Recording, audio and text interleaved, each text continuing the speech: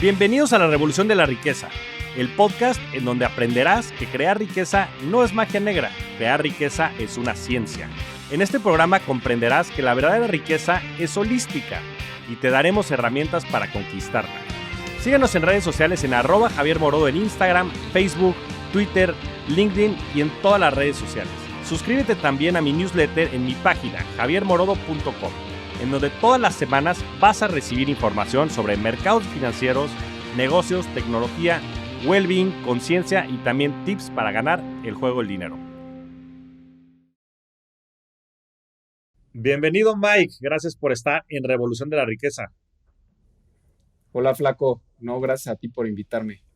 Todo un gusto verte por estos rumbos. Sí, bueno, nos conocemos ya de más de, yo creo que, ¿qué será? Yo creo que 2009, que entré a GBM, mi Mike, eras de la camada de la generación dorada de muchas personas que estuvimos ahí. Bueno, tú sigues allá junto con Andrés Maza, Pablo Limón, que bueno, él ya también ya salió, ha tomado otros caminos, pero bueno, fue una generación creo que muy, o sea, con muchísimo empuje, así la describo yo, porque obviamente había mucho talento y creo que las personas que siguen allá y las personas que ya también hemos elegido otros caminos, hemos tenido sobre todo mucho empuje. Pero bueno, ya hablaremos un poquito de eso. Mike, yo te he visto crecer profesional y personalmente. Y la verdad es que me he entusiasmado mucho y por eso fue que te quise invitar a este podcast. Y más ahora que es la revolución de la riqueza, porque creo que más allá de tu lado profesional tienes un gran lado humano que me gustaría que se pudiera reflejar en este podcast. Pero bueno, ya entraremos a ese tema. Mike, platícanos quién eres, platícanos tu background, tanto para atrás como puedas, como para entenderte más. Claro, Flaco. Y otra vez gracias por invitarme. Y sí, como dices, es muy padre la gente que se ha conocido en el camino aquí en GB. Pero bueno, eh, te empezaré diciendo que de manera muy resumida me considero que soy una persona que no sé por qué me ha tocado tener tanta suerte. Me considero súper afortunado desde el lugar en donde me tocó nacer, las personas justo como mencionabas que he tocado y que me ha tocado conocer en el camino. En el plano laboral, como mencionas, llevo más de 15 años teniendo la suerte de trabajar en GBM. En GBM en específico, a lo que me dedico desde hace 15 años es estudiar empresas mexicanas en el área de análisis. Y ahí me toca convivir con un equipo increíble de gente y pues lo que hacemos es todo el tiempo estudiar y tratar de conocer mejor los negocios de empresas que están cotizando en México. Tengo la suerte de tener una familia increíble, 3 hijos maravillosos. Me considero alguien curioso, que estoy como en una constante búsqueda y por eso creo que soy fan de tu podcast, de ver y entender cómo puedo hacer las cosas que me gustan mejor. Yéndome un poquito más atrás, estudié ingeniería industrial en la Universidad Panamericana y pues como llevo 15 años trabajando aquí prácticamente de GBM, estuve un rato en consultoría antes de GBM, pero básicamente toda mi experiencia laboral ha sido aquí en GBM. No sé qué más pueda sumarte a esa intro, mi flaco. No, bueno, creo que has dicho lo más importante y sobre todo vamos a entrar mucho a tu hábito por la lectura y en general este tema que dices de la curiosidad es algo que me ha tocado ver muy de cerca y creo que ha ayudado muchísimo en tu desarrollo.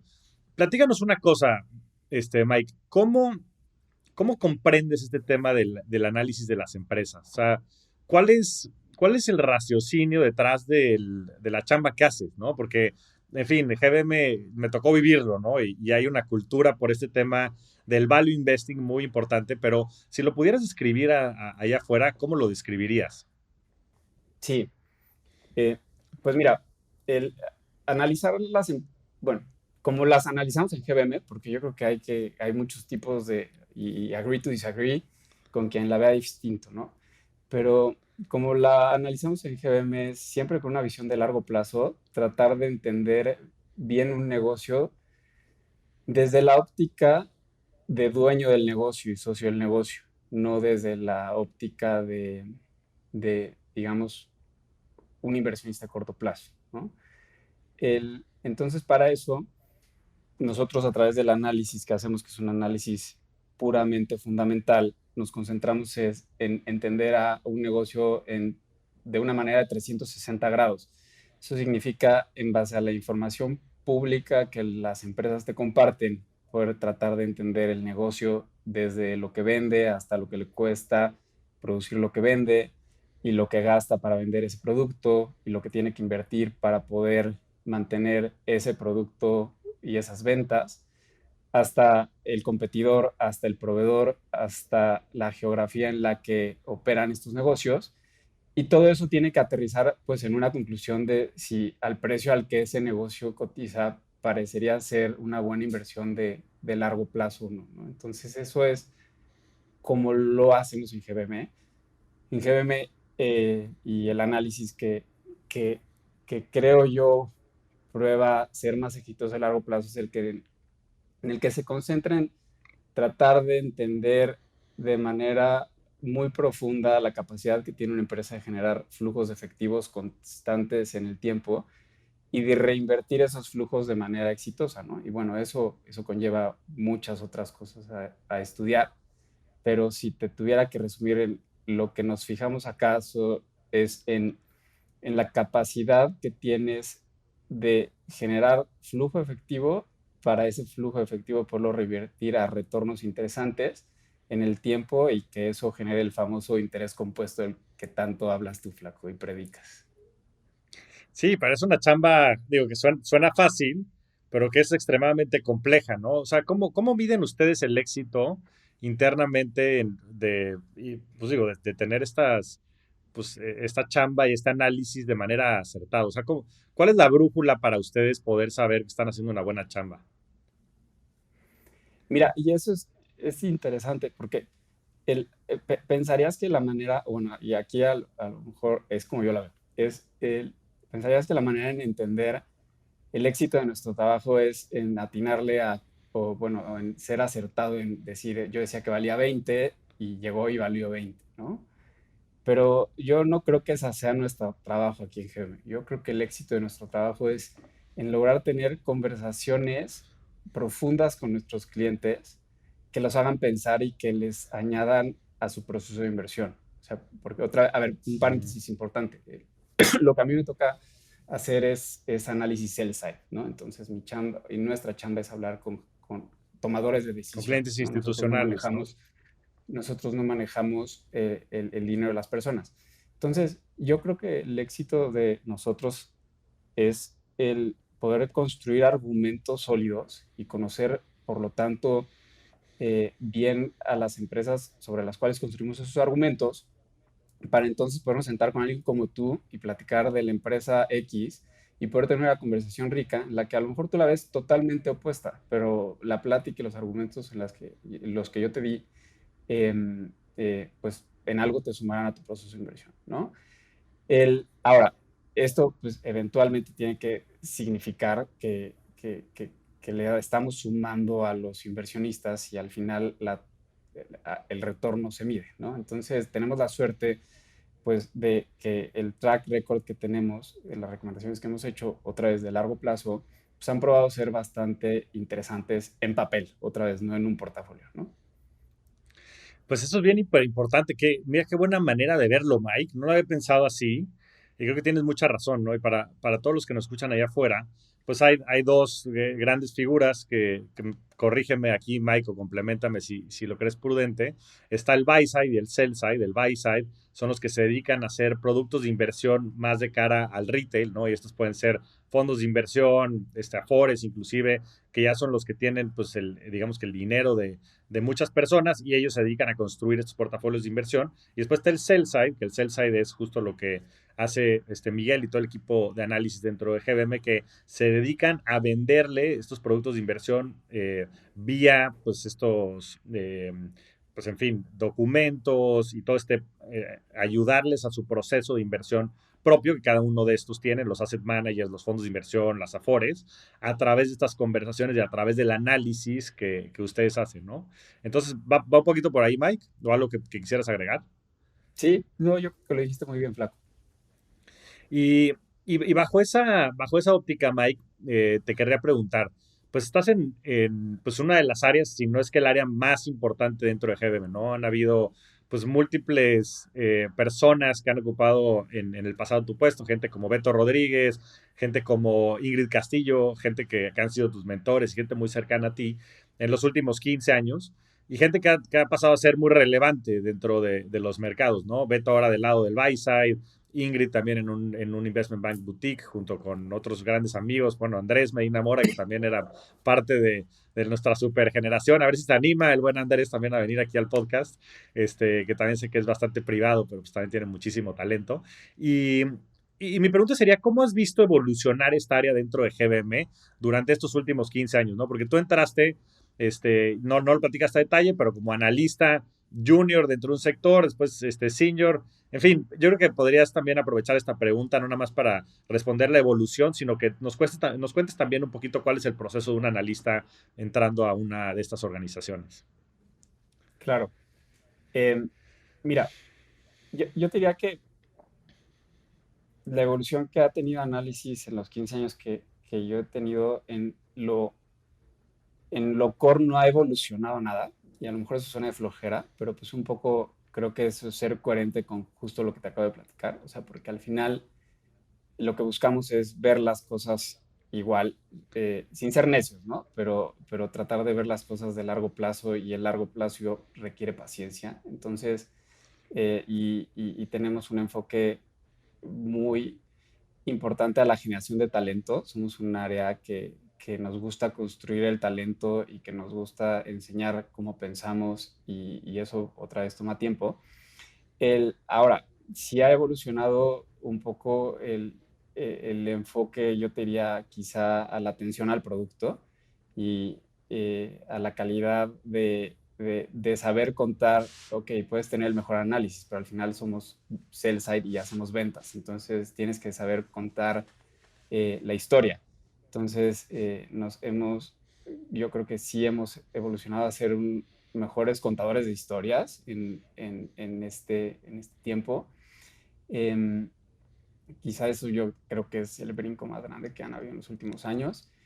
Ahora con la migración o bueno, no la migración, la evolución que tiene GBM de también alcanzar otro tipo de inversionista, estamos tratando de entender cómo la ecuación, que quizá puede ser sofisticada para alguien que no tiene por qué conocer el mundo financiero, cómo la podemos poner en otras palabras y ofrecer esa misma, eh, digamos, oportunidad y esa misma plática a través de la tecnología. Entonces eso es algo que estamos empezando a hacer. Y eso sin duda creo que va a ser la siguiente gran evolución de análisis, sin dejar de descuidar la parte core, que siempre va a ser muy importante del lado institucional.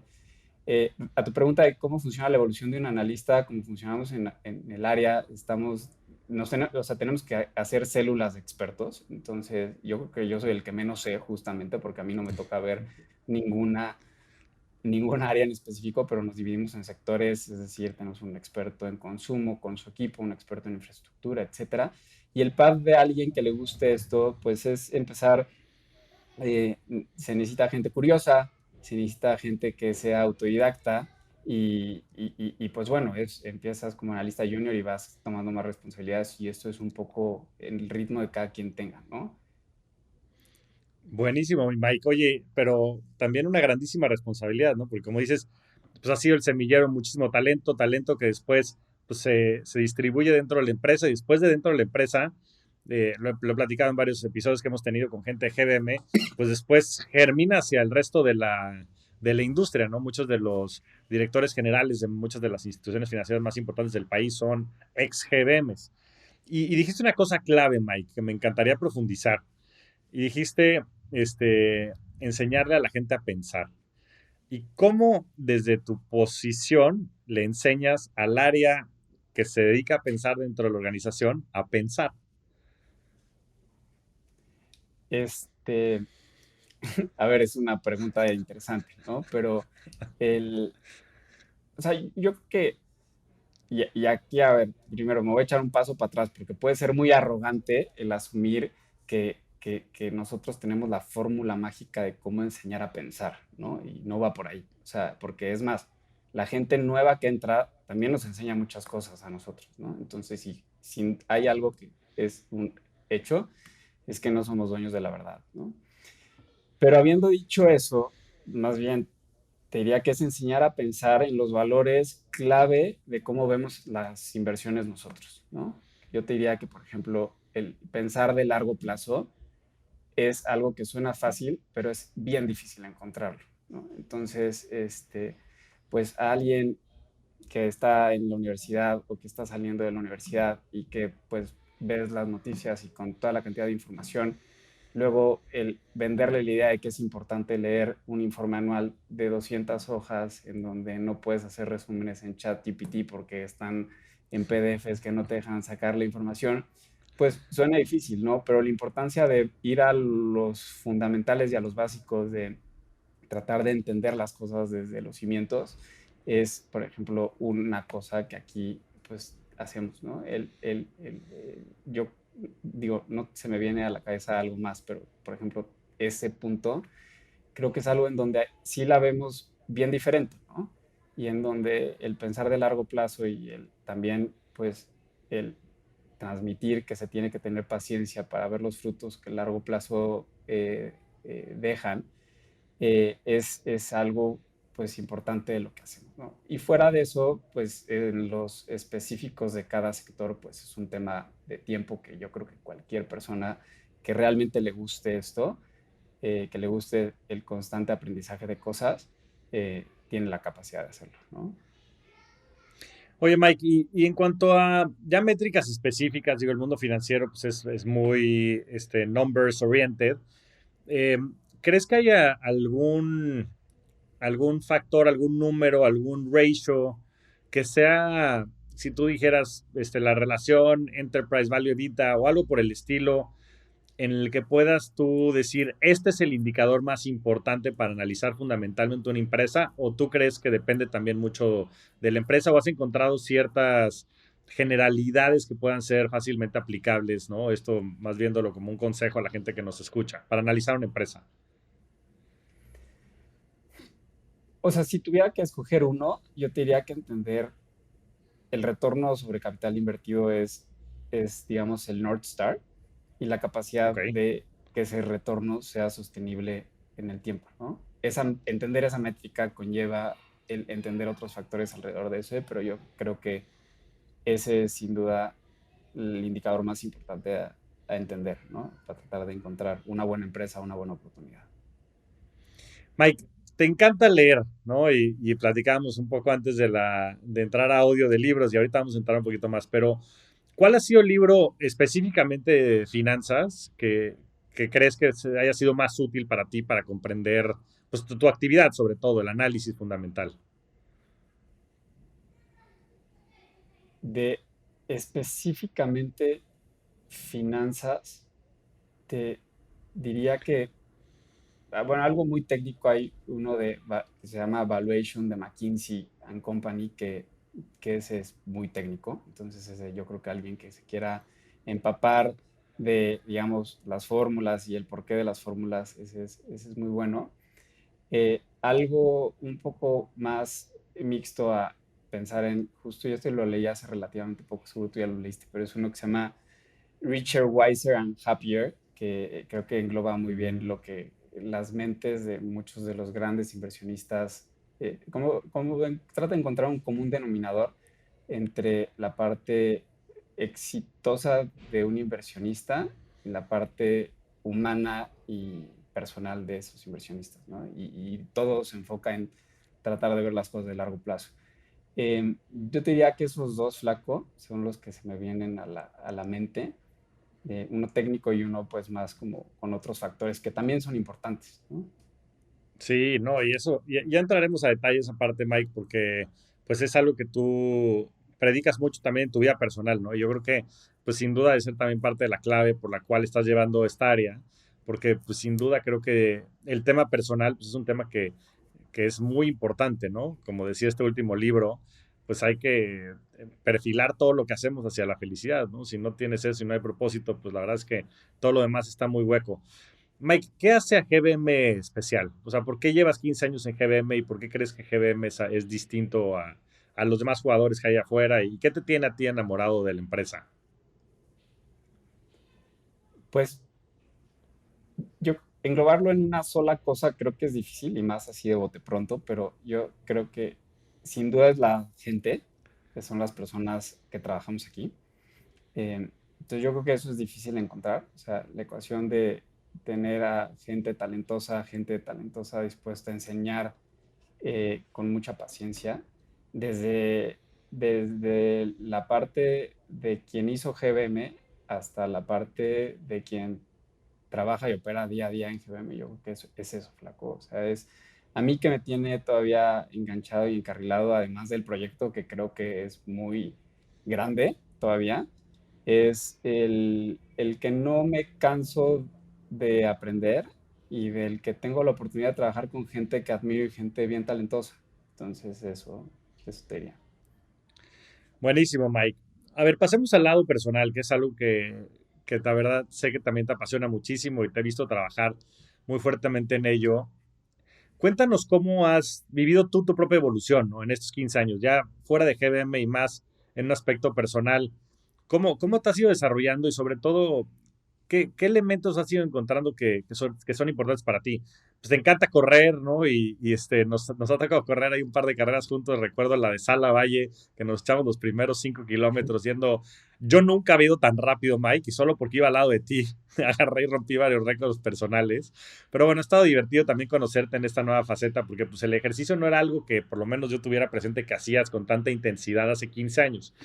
Y me gustaría que nos platicaras un poquito este thought process de cómo ha sido evolucionando pues tu manera de visualizar y de comprenderte dentro del mundo.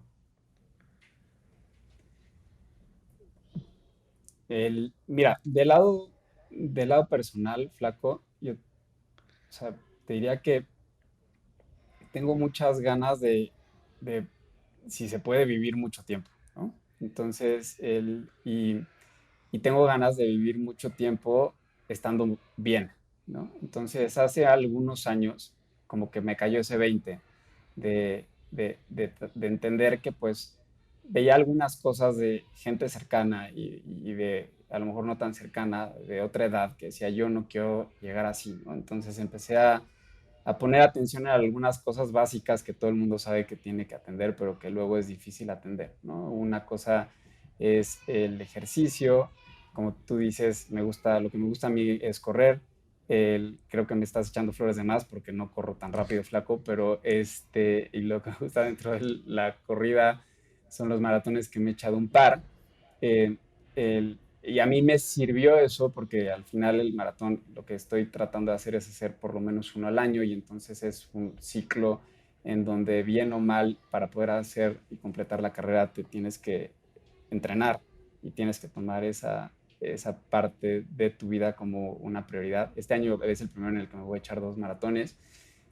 Eh, entonces, esa fue, digamos, como la manera en la que yo solito logré hacer un hack para poder mantenerme y encontrar, además, algo que me gustara y que como que además te reta a ti mismo, porque pues al final no vas a ganar el maratón, pero sí puedes tratar de mejorar tu marca.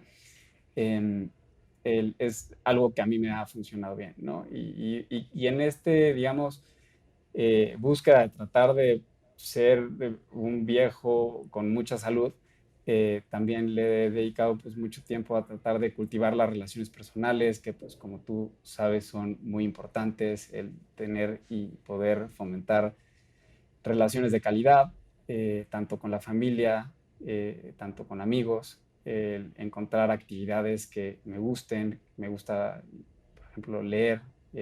Antes como que tenía más como la ambición de leer X cantidad de libros en X periodo de tiempo y me di cuenta que por ahí no va la cosa, sino es más bien como que te guste lo que leas y que te guste y que el tiempo que dedicas a leer se lo dediques con gusto y no por llenar un número.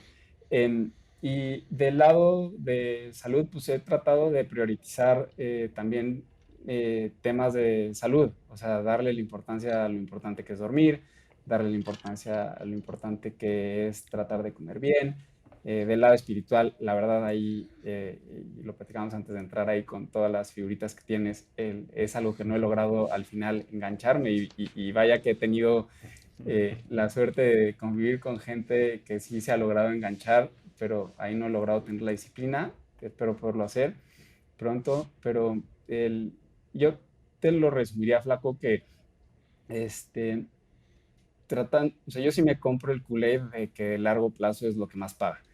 Y de largo plazo, yo quiero pues tener una relación muy padre con mis hijos y quiero poderlos disfrutar a ellos y a sus hijos. Y pues no hay otra manera de hacerlo si no estás bien tú, ¿no? Entonces, y eso requiere tiempo e inversión, ¿no?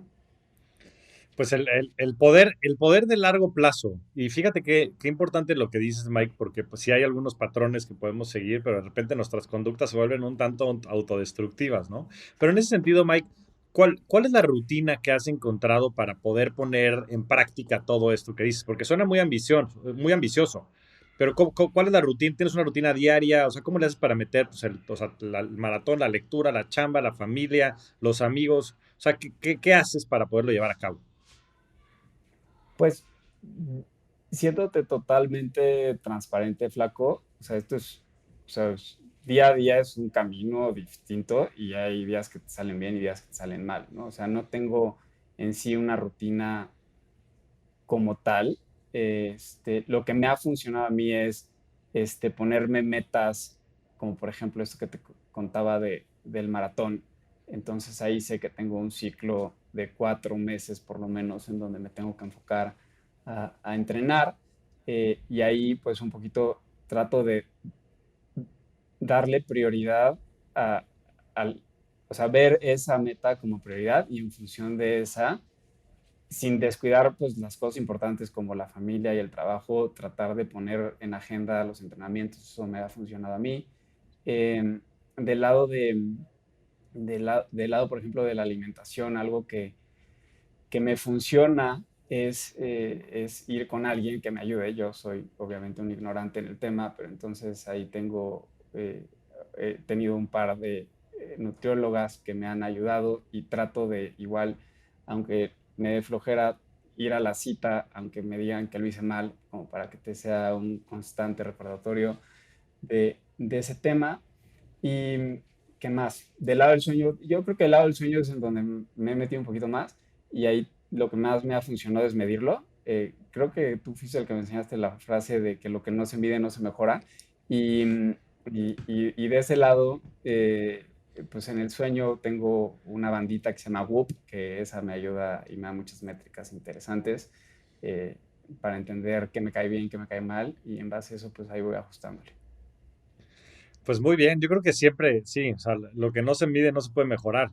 Y de repente pasamos por desapercibido. A mí, la verdad es que Laura Ring, a mí pues, me ha cambiado muchísimas cosas. De repente también te puede generar un poquito más de ansiedad porque pues tienes como un policía viéndote, que de hecho el otro día estaba averiguando y eso se llama el Hawthorne Effect. Y el Hawthorne Effect es cuando tienes a alguien viéndote, este, viéndote, midiéndote, porque después esto ya se comparte también en círculos de amigos y así tú te comportas mejor. O sea, como que este policing que de repente hay hace que la gente se comporta mejor. Y esa es la razón por la que, por ejemplo, el tener un entrenador de gimnasio funciona. No tanto por la técnica, sino porque pues, nunca le vas a decir que no a la otra persona. O sea, vas a ser siempre accountable con el otro, ¿no? No vas a no llegar. Puedes no llegar contigo mismo. Y sé que suena hasta contraintuitivo, pero esas cosas de repente son las que verdaderamente hacen que la gente se ponga las pilas y cambie de manera importante. Ahora, Mike, otra parte importantísima de tu familia, y me tocó de hecho presenciar el momento en el que conociste a tu esposa, que estábamos de fiesta en San Miguel de Allende cuando éramos jóvenes y todos poderosos. Eh, pues ha sido una persona súper importante para ti, ¿no? Tu esposa Ceci y todo lo que has podido, bueno, la familia que ya tienen alrededor y que han formado. ¿Cómo, cómo visualizas tu matrimonio? ¿Cómo visualizas esta sociedad y cómo has podido crecer y aprender también de tu esposa? Ya, sí, tú fuiste, de hecho, parte importante de de esa noche tan divertida en San Miguel, Flaco. Eh, Mira, yo creo que esto es ¿Cómo visualizo mi matrimonio? Creo que es una decisión que se toma día a día, ¿no? Es un tema de, de entender que no todo es color de rosa, y de otra vez pensar en el largo plazo, ¿no? O sea, creo que si la ves de largo plazo, es más fácil tomar las decisiones difíciles y tener las pláticas difíciles para, pues, entender que de verdad funciona la cosa. Ahora, no es fácil, ahí obviamente, porque sé que Ceci va a escuchar esto, entonces obviamente va a decir que hay muchas cosas en las que tengo que mejorar, entre ellas el tiempo de calidad, que creo que es algo muy importante que te tienes que dedicar, tanto como pareja como familia. Pero yo te diría que yo visualizo mi familia y mi matrimonio como un equipo, ¿no? Y como un equipo que tiene que tener ciertos objetivos en común. O sea, por ejemplo, en nuestro caso, pues tenemos bueno, tres grandes objetivos que son nuestros hijos, y que quiero y que queremos pues que sean felices a lo largo del tiempo, ¿no? Entonces eso pues implica muchas decisiones que se tienen que tomar, unas para acciones en el corto plazo, pero otras para otra vez, entender que estén en una familia que los acobije, que les dé cariño, y por lo tanto pues, tiene que haber idealmente una relación de equipo, ¿no? Entonces yo te diría que como equipo. Pues esa es una muy buena respuesta. ¿Y tienes algún mecanismo para ir planteando estos objetivos y después nuevamente midiéndolos? ¿O nada más son pláticas que salen de manera informal? ¿O hay algo que hagan de vez en cuando para analizar y para decidir qué se va a hacer hacia adelante? No, la verdad no, y es algo que, que quiero hacer, y de hecho te he robado algunas ideas que sé que tú haces y que no he accionado, pero no, algo que intentamos hacer y que igual sabiendo que Ceci va a escuchar esto y me va a decir que soy un mentiroso si te digo que lo hago, es tratar de por lo menos una vez a la semana Ajá. tener un tiempo de calidad, ella y yo. Hay veces que lo logramos y veces que no, mayormente por mi culpa, pero te diría que esa es una de las prácticas que me gustaría enfocarle, o no prácticas, algo que me gustaría tomar como prioridad para poder ejecutar, ¿no? Pero fuera de eso, la verdad es que no tenemos algo muy establecido. Buenísimo, Mike. Y qué bueno que dices la verdad, porque seguramente, bueno, no, estoy seguro que la primera que lo va a escuchar va a ser Ceci. Oye, ¿algún libro que te haya ayudado también, Mike, a comprender, pues, cómo estás viviendo esta evolución de tu vida, ¿no? Y te diría que tal vez desde el lado de salud, que sí te he visto yo un cambio, pues, de no tenerlo tan en mente a así tener, pues, una rutina, a estar mucho más enfocado en todo, pues, en el deporte, alimentación, salud en general. ¿Hay algún libro que te haya cambiado la visión en cuanto a esa parte específica de la salud? Y la otra es más, yo también te he visto, Mike, evolucionar, pues, de ser una persona que tal vez era mucho más impulsiva a ser pues, una persona mucho más paciente, más analítica, que puedas tener las cosas más en perspectiva, más consciente. Entonces, ¿algún otro libro también que, primero el lado como de salud, si hay algún libro que te haya cambiado esa visión, y después desde el lado como más pues sí, de desarrollo personal, que tal vez te haya ayudado a cambiar la perspectiva? Pues mira, del lado de salud, hay uno que se llama Life Span, de un doctor que se llama David Sinclair, que no sé si lo ubiques, pero está muy bueno. Es algo técnico, pero de hecho esa fue, a raíz de ese libro, eh, fue como cuando me cayó el 20 de tratar de, de, de por qué no empezar a comprar el cuento de que envejecer puede ser una enfermedad, y por qué no poder empezar a comprar el cuento de que sí puedes eh, estar mejor que las personas a las que hoy vemos nosotros, de una edad adulta o de edad mayor, ¿no? El, ese libro lo recomiendo mucho. Eh, del lado del lado de lo que decías de una persona un poco más calmada, eh, me gusta mucho la filosofía estoica, entonces ahí he Mm. leído, yo creo que todo lo que ha hecho un cuate que se llama Ryan Holidays, que seguramente ubicas muy bien, entonces yo creo que cualquier libro de los de este cuate jalan muy bien, y pues un poco de lo que decías de lo impulsivo, que obviamente tengo mucha área de oportunidad de seguir mejorando ahí, eso es un gran aprendizaje que, o sea, todo funciona mejor si cuentas hasta 10, ¿no? Ante cualquier decisión que tomes, ¿no? Sí. Eso es algo que intento hacer, pero te diría eso, flaco.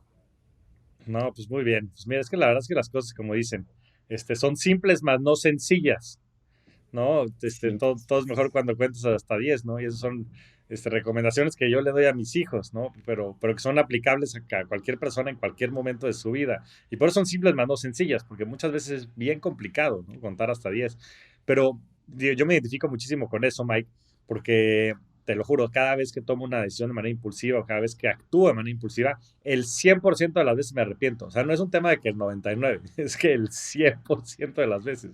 Y aparte, Sí, de te repente entiendo. es en cuestión literal de 5 o 10 segundos. O sea, a mí no me toma, yo soy Sí. muy primario. Entonces, de repente ya es de, fuck, ¿qué hice? ¿No?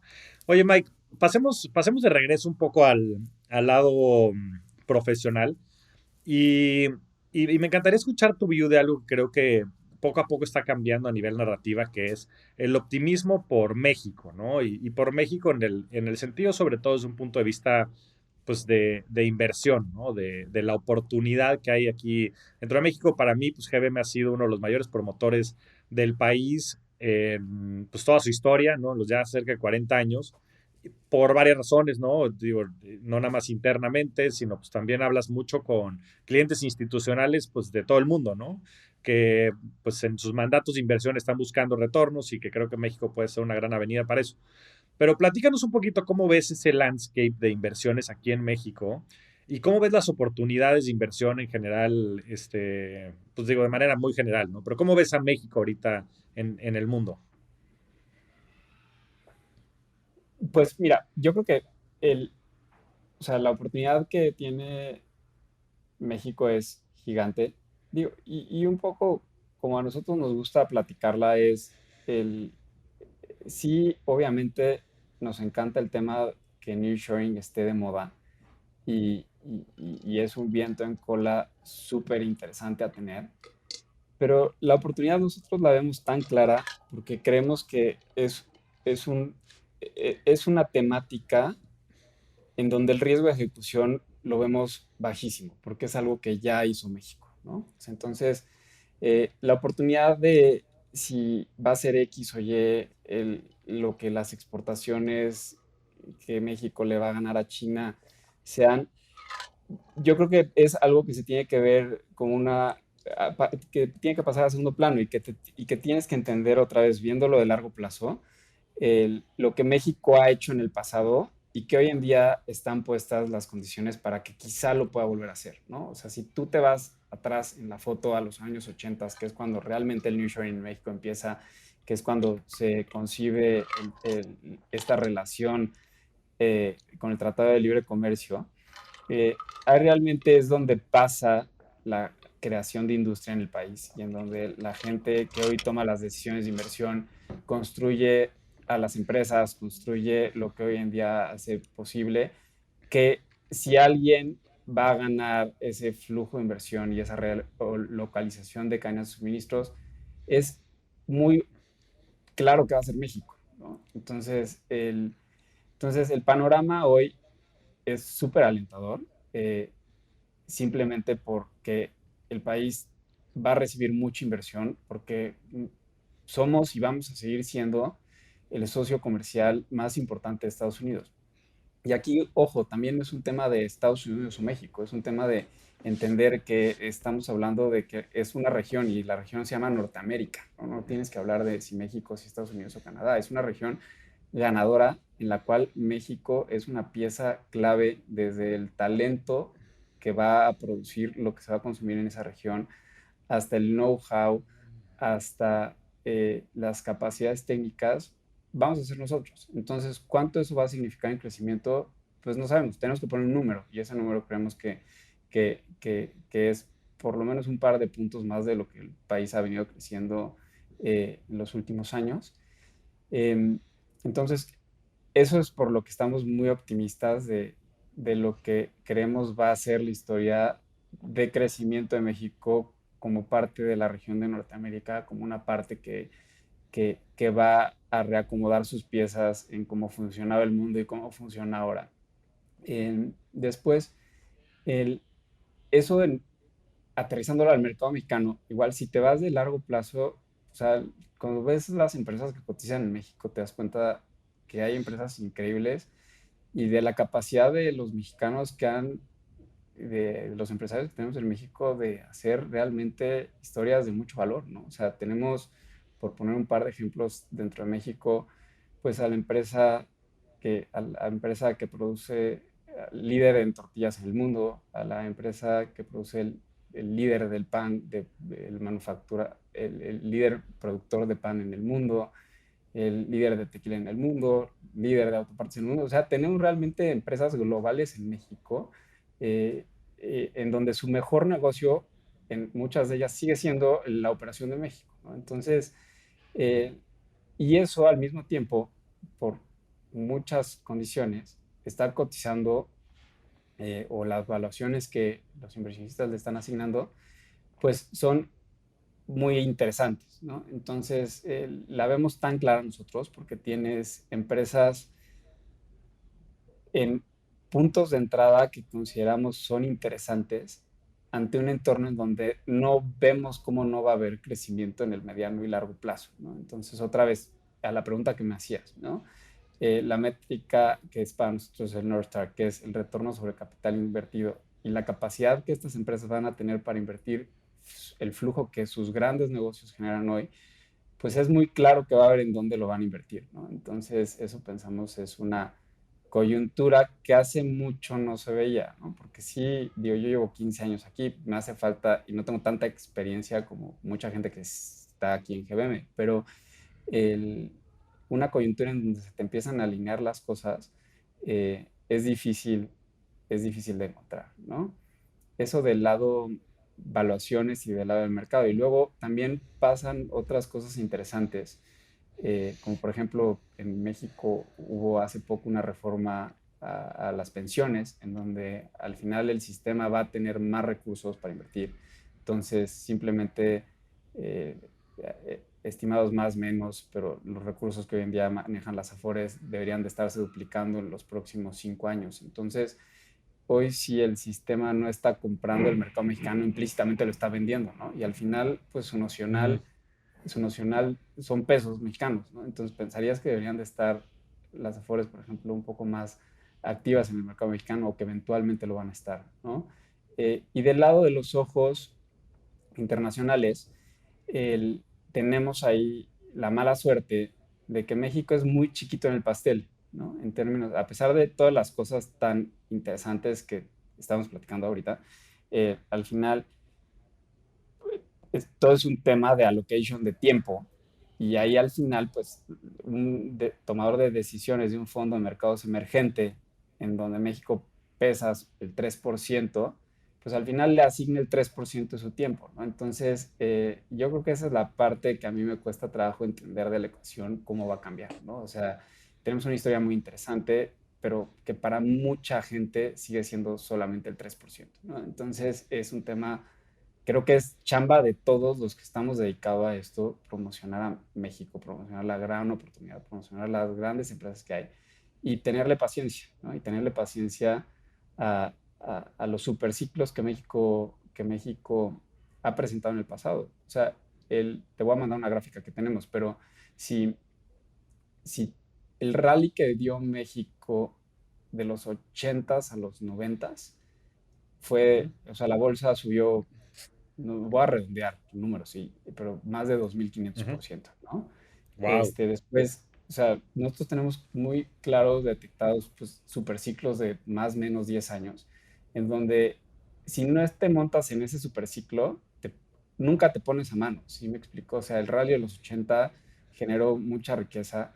Después sí hubo un periodo por quizá malas decisiones, coyunturas políticas, qué sé yo, en donde el mercado no paga mucho y después va otro super rally en los 2000 y ahorita llevamos en una década, digo, este año ha sido bueno para México, eh, tanto por el peso como por el comportamiento del mercado. Pero bien o mal, si vemos la foto de 10 12 años, no hemos pagado mucho, ¿no? Entonces, pero hoy en día creemos que las condiciones están para poder anticipar un superciclo, ¿no? Pues suena muy interesante, mi Mike. Ya está, me estás poniendo más bullish a mí. Ujú. Y sabes qué, sobre todo me encanta eso, me encanta el poder tener este micrófono y me siento privilegiado. Y, y me encanta sobre todo porque creo que tenemos que cambiar la narrativa de México, ¿no? Como decías, yo creo que muchas veces en las noticias pues vemos eventos que no verdaderamente reflejan lo que es México y el potencial que tiene, sobre todo desde un punto de vista, bueno, social, por supuesto, pero sobre todo económico, ¿no? Yo creo que hay grandísimas oportunidades y creo que se pueden dar estos superciclos, como dices, pues yo creo que el riesgo de ejecución es bajo, ya lo hemos hecho desde el punto de vista tal vez coyuntural y más global, pero también desde el punto de vista interno. O sea, me encantó lo que dijiste de las Afores, van a ver más lana. Y esta parte de la indexación, si quieres, como del índice global y de lo que pues los managers ya como desde el punto de vista más pasivo, pues que ha sido una gran instrumento y una gran innovación, los ETFs y ciertas cosas que han permitido masificar las inversiones, pues también es una gran área de oportunidad para los capital allocators, ¿no? Como decías, hasta me remonto pues, a lo que dices internamente de las empresas, ¿no?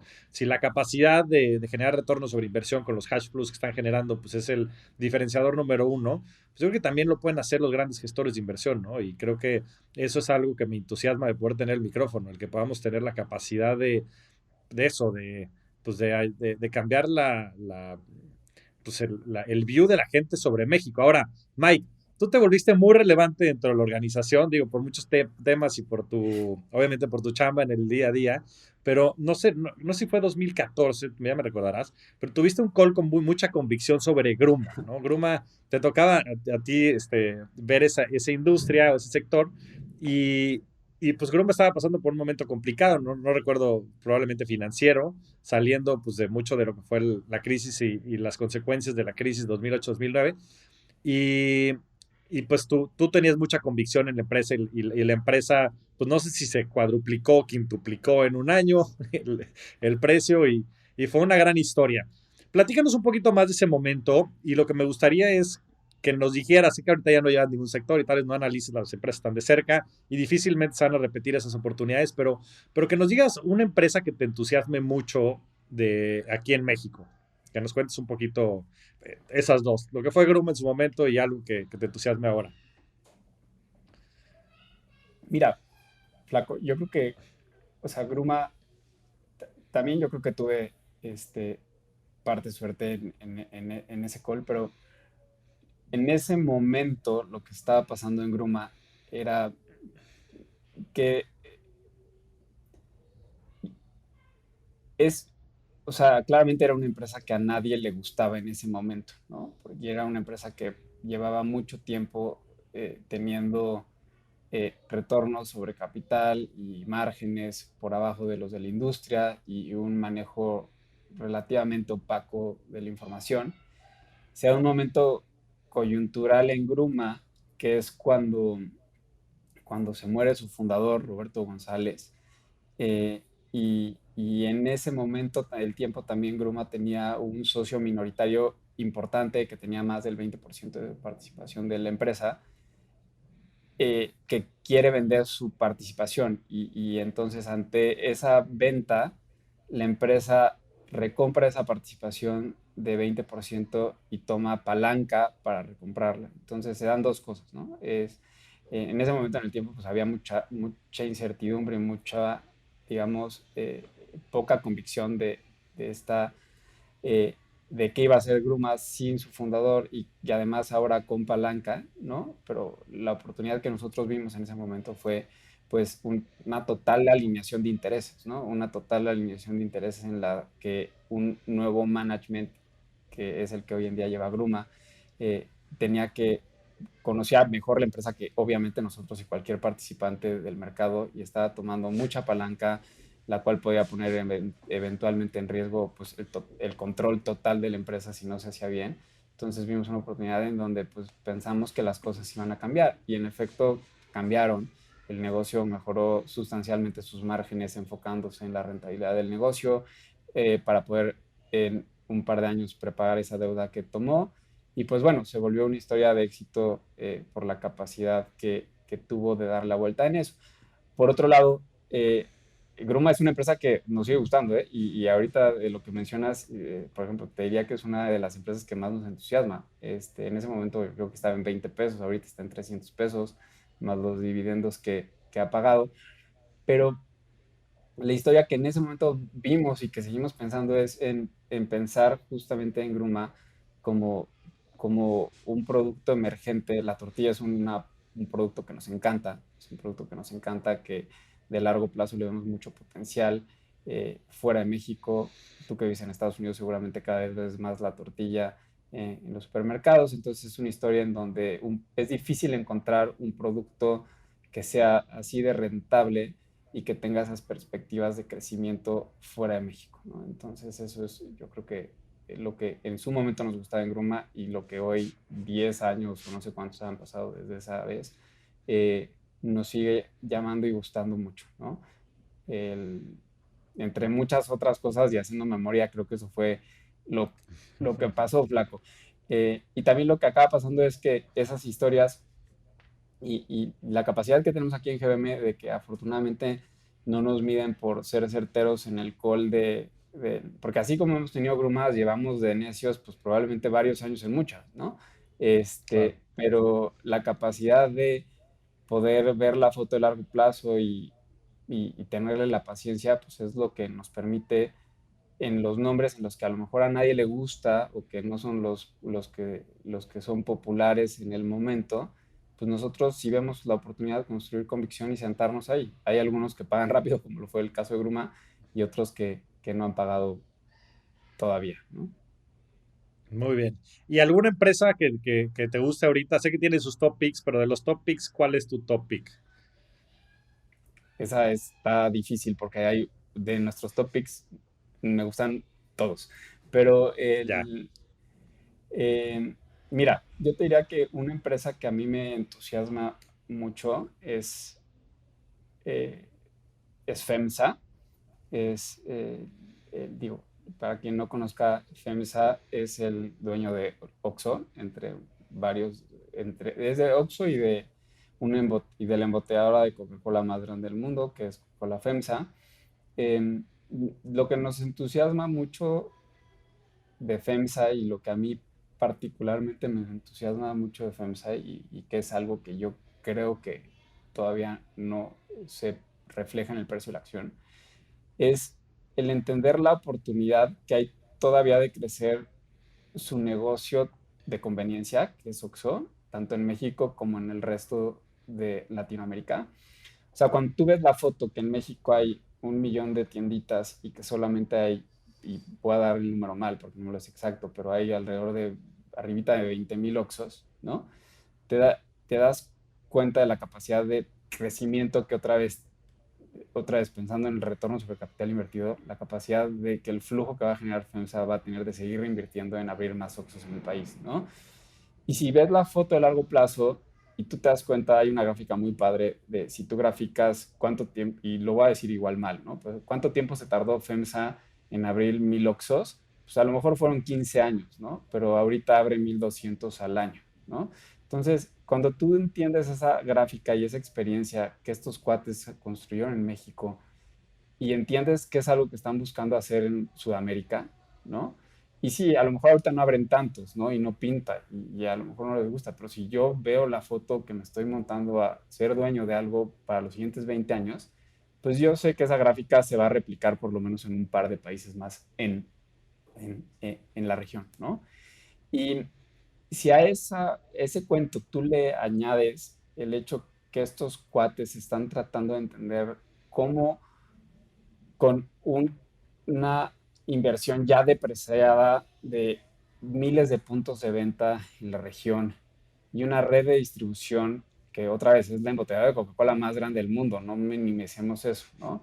Lo cual significa que en términos de puntos de venta llega a millones de puntos de venta, creo que es abajito de 2 millones de puntos de venta en toda Latinoamérica y toda la información que eso les da.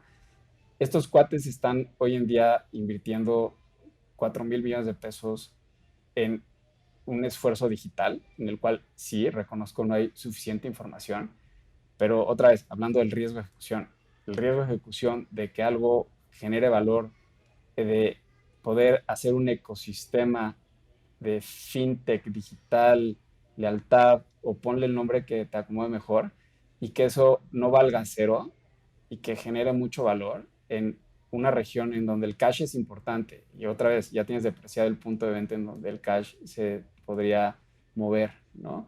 Y conocer al cliente es importante para darle crédito. Entonces ya conoces al cliente desde hace mucho tiempo y tienes la información y eres dueño de la carretera, pues suena difícil que valga cero, ¿no? Entonces, te diría que eso es lo que nos entusiasma. Vemos que es un negocio que hoy en día el mercado lo está evaluando sin crecimiento, que no vemos nada más que va a haber crecimiento, en donde además hay una oportunidad y una opcionalidad de una jugada de fintech muy interesante que igual te estás llevando gratis ahorita. Entonces, dentro de muchas empresas, yo te diría, vaya, dentro de todos los top picks que tenemos en GBM, esta es una de las que más nos entusiasma, ¿no? No, pues, ¿qué te puedo decir, Mike? Me encanta, ¿no? Y más conociendo, pues, lo que han hecho, la historia, yo creo que también se han distinguido por operar y por ejecutar bien. Y este último play pues, de fintech que hace todo el sentido del mundo, ¿no? Con todo el tema del cash en el país y, pues, también con la confianza, ¿no? O sea, el tema de las fintechs también es que, pues, es difícil competir a nivel marca con estas grandes marcas, ¿no? Con los bancos, ¿no? Con BBVA, con Citi. Pero pues si eres Oxxo ya tienes mucha de esa confianza, ¿no? Mucha de ese branding ya está allá afuera. Yo creo que mucho de eso también lo puedes apalancar. No, pues a todo dar, mi Mike. Suena muy interesante, sin lugar a dudas. Y bueno, también hay muchos topics. Y me encantó el análisis que hicieron hace poco también de toda decían, creo que era México en la era digital o algo así, en el mundo digital en México.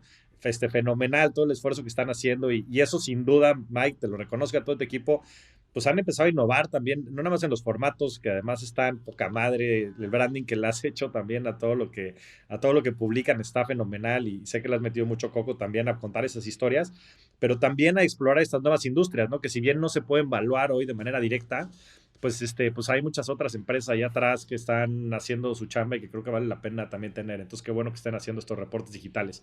Mike, preguntas rápidas, Gracias, que ya se Flaco. nos anda acabando el tiempo. Y felicidades a todo tu equipo, sobre todo, porque sin duda están haciendo un gran trabajo. Eh, la primera, Mike, tu libro favorito. Ya nos dijiste un par, pero ¿cuál es el libro que más ha cambiado tu manera de comprender el mundo? Híjole, Flaco, este está difícil, pero el, hace poquito una buena amiga me regaló un cuento para mis hijas. Y, y es un cuento que se llama The Boy, The Mole, The Fox and the Horse. La verdad nunca lo había leído, de un cuate que se llama Charlie McKeesey. eh, y me encantó. O sea, yo creo que ese es el libro ahorita que es muy sencillo, es un cuento para niños, pero al final es un cuento que creo que platica lo importante que tienes que platicar con tus hijos y que al final, como tú decías, las cosas simples y sencillas, pues luego son las más importantes a cultivar, ¿no? Habla de temas de empatía, autoaceptación, conexión a la vida emocional. Entonces yo creo que ese ahorita es el que más me resuena. Qué padre, Mike. Qué padre reflexión. Me lo voy a pedir. Sin duda, seguro le encontraré mucho valor. Mike, ¿alguna actividad que hagas en tu día a día, algún hábito que te haya cambiado tu perspectiva, que te haya permitido ser más productivo, más feliz? Eh, no tengo algo como del día de día, flaco. O sea, lo que me funciona y cuando lo que intento hacer y cuando no lo hago, sí siento que no me fluye tan bien es planear mi día siguiente. Y esto lo intento hacer más bien semanalmente, en apartarme una media hora del fin de semana para ver toda mi semana y tratar de buquear a la hora a la que quiero entrenar, a la hora a la que quiero leer, a la hora a la que quiero tener tiempo de calidad con mi familia. Digo, del dicho al hecho es muy distinto, ¿no? Y luego no me funciona nada bien el plan, pero, pero en general, cuando planeo mi semana, me fluye mejor, ¿no? Pues sí, eso es importantísimo, ¿no? Bien dicen que when you fail to plan, you plan to fail, ¿no? Entonces, pues hay que planear, ¿no? Y yo creo que también ser dueño de tu tiempo, ¿no? Y más con estos temas, pues hoy ya tienes muchas herramientas, la agenda y demás. Qué bueno que planees, Mike. Es un gran consejo para todos los que nos escuchan. Y ya por último, mi Mike, ¿cuál ha sido tu mejor inversión? Y esto lo digo en el aspecto más filosófico de la palabra. Pues yo creo que en general invertir en relaciones personales, ¿no? Desde el tema familiar, Ceci, ahorita mis hijos y en general amigos, yo creo que el poder entender que la calidad va primero que la cantidad y tratar de fomentar calidad en cuanto a las relaciones es algo que en algunos casos me ha pagado muy bien y que en otros pues estoy seguro que va a fluir bien, ¿no?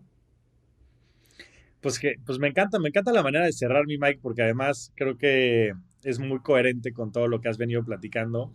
Me consta que tu grupo de amigos es el grupo de amigos que tienes desde la escuela, ¿no? Y ahí hablas de largo plazo, pues la relación que has construido con Ceci y esta sociedad, como bien dices, ha sido tan importante para tu vida, tu misma carrera dentro de GBM y las personas pues con las que te has relacionado y que te sigue relacionando, pues es nuevamente regresar a ese punto medular, ¿no? Y me encanta sobre todo verte y ver cómo te has ido evolucionando, querido Mike. Te admiro mucho, te lo digo de todo corazón, sabes que te tengo mucha estima y mucho cariño y me da mucho gusto ver, pues no nada más el profesional que te has convertido, sino el gran hombre. Este, y en fin, mi Mike, eres un verdadero revolucionario y me da mucho gusto poderte tener aquí en el podcast. No, hombre, flaco, aprecio mucho tus palabras y gracias por invitarme y espero vernos pronto. Te mando un fuerte abrazo, Mike. Otro flaco. Muchas gracias por escuchar. Nos vemos todas las semanas en este espacio. Suscríbete al podcast en todas las plataformas de audio y no te pierdas los nuevos episodios todas las semanas. Ayúdanos a compartir el podcast y generar más riqueza. Esa es chamba de todos. Yo soy Javier Morodo. Búscame en redes sociales como @JavierMorodo, en mi página de internet javiermorodo.com y suscríbete a mi newsletter, La Inversión de la Semana, para recibir todas las semanas las mejores opciones de inversión. Agradecimientos especiales a todo el equipo de producción. La Revolución de la Riqueza es una producción de Sonoro.